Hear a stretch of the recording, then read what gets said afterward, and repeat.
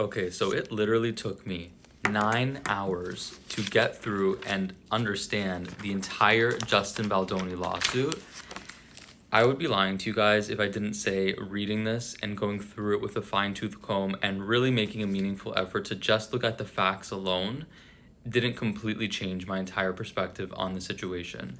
So I'm gonna do my best to go through the most important points that I found because I think I discovered some things that I have not seen anybody else talk about. Before I do, I would just like to say that I don't get paid through TikTok, and doing these types of videos, the video essays, the deep dives, it doesn't really benefit me or my business in any way.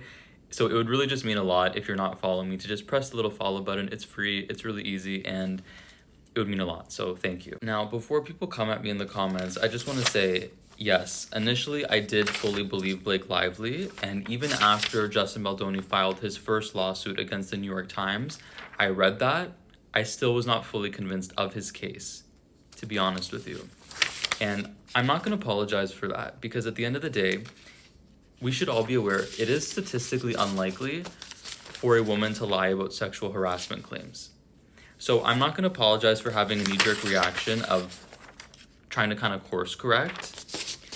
However, there's also a special place in hell for people who lie about these types of things because it creates an atmosphere where people who are real victims are scared to come forward. I was not in the room.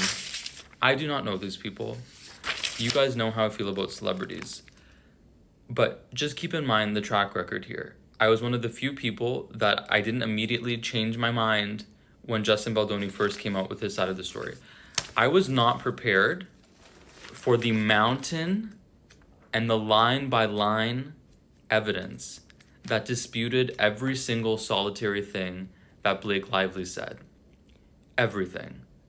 So unless Blake Lively has some massive smoking gun, like a video of Justin Baldoni harassing her or doing something terrible, I am terrified for her and Ryan Reynolds' reputation, because if this goes to court, it could be the end of them.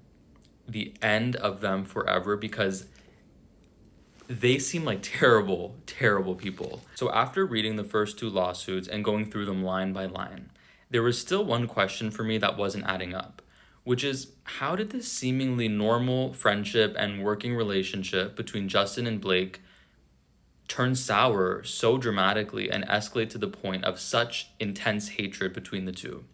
And after reading this lawsuit, I think we found that answer. I truly, wholeheartedly believe that the only explanation to this